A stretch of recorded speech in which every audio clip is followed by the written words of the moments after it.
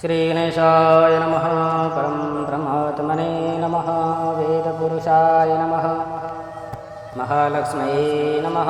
महासरस्वत्यै नमः। श्रीगुरुचरणकमलेभ्यो नमः।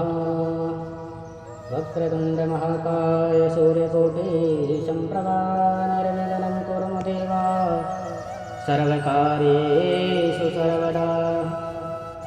देवी प्रपन्नार्थी हरे प्रसीद प्रसीद माता जगदोऽखिलस्य प्रसीद विश्वेश्वरि पाहि विश्वं त्वमीश्वरी देवी चराचरस्य। बोलिए शंकर भगवान की जय। श्री शिव महापुराण विद्येश्वर संहिता 28वां पार्थिव शिवलिंग के निर्माण की रीति तथा वेद मंत्रों द्वारा उसके पूजा की विस्तृत एवं संक्षिप्त विधि का वर्णन। सूत जी बोले, हे महर्षियों, हमें वैदिक क्रम के प्रति श्रद्धा भक्ति रखने वाले लोगों के लिए वेदोक्त मार्ग से पार्थिव पूजा की पद्धति का वर्णन करता हूँ। यह पूजा भोग और मोक्ष दोनों देने वाली है। आवाइन सूत्रों में बताई हुई विधि के अनुसार स्नान और संध्योपासना करके पहले ब्रह्म यज्ञ करें, तत्पश्चात देवताओं, ऋषियों, सनकादि मनुष्यों और पितरों का तर्पण करें। मनुष्यों को चाहिए कि अपनी रुचि के अनुसार संपूर्ण नित्य कर्म को पूर्ण करके शिव स्मरण पूर्वक भस्म तथा रुद्राक्ष धारण करें। तत्पश्चात संपूर्ण मनोवांछित फल की सिद्धि के लिए ऊंची भक्ति भाव के साथ उत्तम पार्थिव लिंग की वेदोक्त विधि से भली भांति पूजा करें। नदी या तालाब के किनारे, पर्वत पर, वन में, शिवालय में अथवा किसी पवित्र स्थान में पार्थिव पूजा करने का विधान है। हे ब्राह्मणों, शुद्ध स्थान से निकाली हुई मिट्टी को यत्न पूर्वक लाकर बड़ी सावधानी के साथ शिवलिंग का निर्माण करें। ब्राह्मण के लिए श्वेत, क्षत्रिय के लिए लाल, वैश्य के लिए पीली और शूद्र के लिए काली मिट्टी से शिवलिंग बनाने का विधान है। अथवा जहाँ जो मिट्टी मिल जाए उसी से शिवलिंग बनाएं।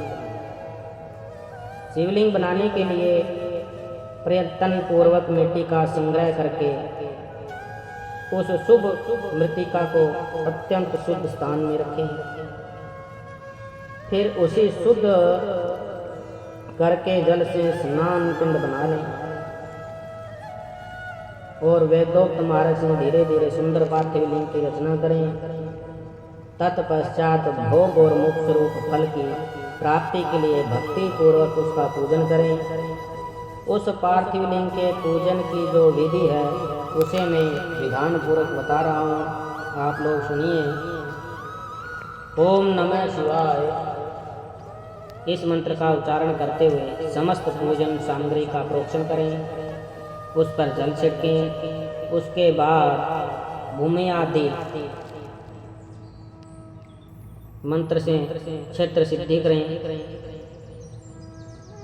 फिर आप असमान इस मंत्र से जल का संस्कार करें।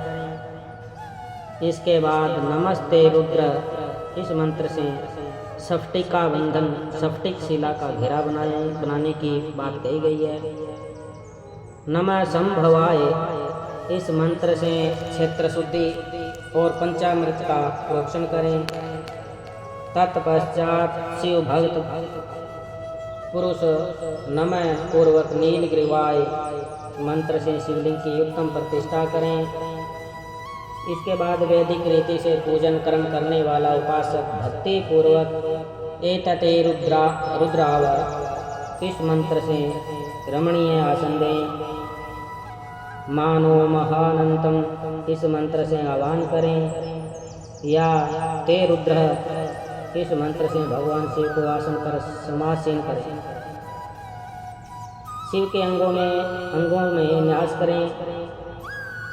अधय वोचत इस मंत्र से प्रेम पूर्वक अभिवासन करें। असोयसतामग्रो इस मंत्र से शिवलिंग में इष्ट देवता शिव का न्यास करें। उपसर्जन देवता के समीप गमन करें। इसके बाद नमो अस्तु नीलग्रीवाय इस मंत्र से इष्ट देव को पाद्य समर्पित करें। रुद्र गायत्री से अर्घ्य दें। त्र्यंबकं यजामहे सुगंधिं पुष्टिवर्धनम् उर्वारुक्मी बंधनान् मृत्युमुक्षयोमामृतात् मंत्र से आचमन कराएं। पयः पृथ्व्याम इस मंत्र से दुग्ध स्नान कराएं। दधि करावणो इस मंत्र से दधि स्नान कराएं। घृतं घृतपावम इस मंत्र से घृत स्नान करवाएं। मधुवात मधु नक्तः मधुमानो इस मंत्र 3 ऋचाओं से मधु स्नान और सकरा स्नान कराएं। इन दूध आदि 5 वस्तुओं को पंचामृत कहते हैं अथवा पाद्य समर्पण के लिए कहे गए। नमो यस्तु नीलग्रीवाय इत्यादि मंत्र द्वारा पंचामृत से स्नान कराएं। तदंतर मानस्तों के इस मंत्र से प्रेम पूर्वक भगवान शिव को कटिबंधन कर धनी अर्पित करें।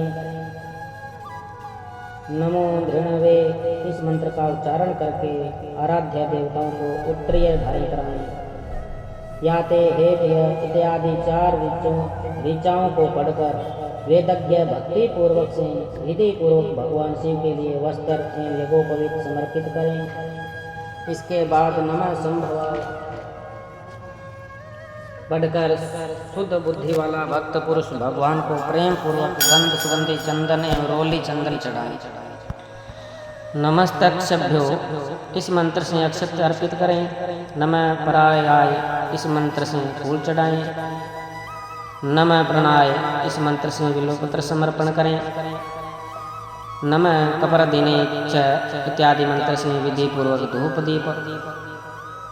नमः आसवे इस ऋचा से शास्त्रोक्त विधि के अनुसार दीप निवेदित करें। तत्पश्चात हाथ धोकर नमो ज्येष्ठाय इस मंत्र से उद्धम निवेद्य अर्पित करें। फिर पूर्वोक्त त्र्यंबकम मंत्र से आचमन कराएं। ऐसा कहा गया है इमा रुद्राय इस मंत्र ऋचा से फल समर्पण करें। फिर नमो वज्राय इस मंत्र से भगवान शिव को अपना सब कुछ समर्पित कर दें। तदंतर मानो महानतम तथा मान नस्तों के इन पूर्वोक्त 2 मंत्रों द्वारा केवल अक्षत से 11 रुद्रों का पूजन करें। फिर हिरण्यगर्भ इत्यादि मंत्र से जो 3 ऋचाएं के रूप में पठित है दक्षिणा चढ़ाएं। देवस्य तवा इस मंत्र से विद्वान पुरुष आराध्य देव का अभिषेक करें। दीप के लिए बताए हुए नमः आसवे इत्यादि मंत्र से भगवान शिव की निरंजना आरती करें। तत्पश्चात इमा रुद्रा इत्यादि 3 ऋचाओं से भक्ति पूर्वक रुद्रदेव को पुष्पांजलि अर्पित करें। विज्ञ उपासक पूजन्य देवता की परिक्रमा करें। फिर उत्तम बुद्धि वाला उपासक भगवान को साष्टांग प्रणाम करें। शिव मुद्रा का प्रदर्शन करें। अभ्यय नामक मुद्रा का, त्र्यंबकम मंत्र से ज्ञान नामक मुद्रा का तथा नमः सेना इत्यादि मंत्र से महामुद्रा का प्रदर्शन करें।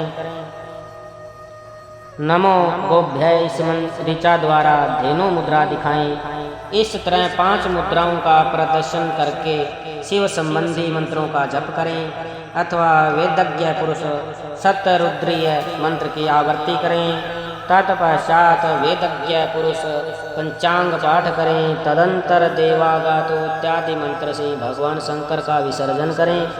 इस प्रकार शिव पूजन की वैदिक विधि का विस्तार से प्रतिपादन किया गया है। हे महर्षियों, अब संक्षेप में पार्थिव पूजन की वैदिक विधि को सुने। पार्थिव लिंग बनाने के लिए मिट्टी ले आएं, उसमें जल डालें। जब मिट्टी सनकर तैयार हो जाए तब लिंग निर्माण करें। तत्पुरुषायत मंत्र से उसमें भगवान शिव का विधिवत आह्वान करें। तदंतर निशान मंत्र से भगवान शिव को वेदी पर स्थापित करें। इनके सिवाय अन्य सब विधानों को भी शुद्ध बुद्धि वाला उपासक संक्षेप से ही संपन्न करें। इसके बाद विद्वान पुरुष पंचाक्षर मंत्र से अथवा गुरु के द्वारा दिए गए हुए अन्य किसी शिव संबंधी मंत्र से 16 उपचारों द्वारा विधिवत पूजन करें। भव्याय भव्यनाशाय महादेवाय धीमहि उग्राय उग्रनाशाय सर्वाय शशि मोलिने, इस मंत्र द्वारा विद्वान उपासक भगवान शंकर की पूजा करें। वह भ्रम छोड़कर उत्तम भक्ति से शिव की आराधना करें, क्योंकि भगवान शिव भक्ति से ही मनोवांछित फल देते हैं। हे ब्राह्मणों, जो वैदिक विधि से पूजन का क्रमश बताया गया है, इसका पूर्ण रूप से आदर करता हुआ मैं पूजा की एक दूसरी विधि भी बता रहा हूँ, जो उत्तम होने के साथ ही सर्वात साधारण के लिए उपयोगी है। हे मुनिवरों, पार्थिव लिंग की पूजा भगवान शिव के नामों से बताई गई है। वह पूजा संपूर्ण अभीष्टों को देने वाली है, मैं उसे बताता हूँ। हर महेश्वर शंभु शूलपाणी पिनाक धृक शिव पशुपति और महादेव, ये क्रमश शिव के 8 नाम कहे गए हैं। इनमें से प्रथम नाम के द्वारा अर्थात ओम हराय नमः का उच्चारण करके पार्थिव लिंग बनाने के लिए मिट्टी लाएं। दूसरे नाम अर्थात ओम महेश्वराय नमः का उच्चारण करके लिंग निर्माण करें। फिर ओम संभवे नमः बोलकर उस पार्थिव लिंग की प्रतिष्ठा करें। तत्पश्चात ओम शूलपाणी नमः कहकर उस पार्थिव लिंग में भगवान शिव का आह्वान करें। ओम पिनाक दृष्खे नमः कहकर उस शिवलिंग को नहलाएं। ओम शिवाय नमः बोलकर उसकी पूजा करें। फिर ओम पशुपते नमः कहकर क्षमा प्रार्थना करें और अंत में ओम महादेवाय नमः कहकर आराध्य देव का विसर्जन कर दें। इस प्रकार प्रत्येक नाम के आदि में ओम कार और अंत में चतुर्थी विभक्ति के साथ नमः पद लगाकर बड़े आनंद और भक्ति भाव से पूजन संबंधी सारे कार्य करने चाहिए।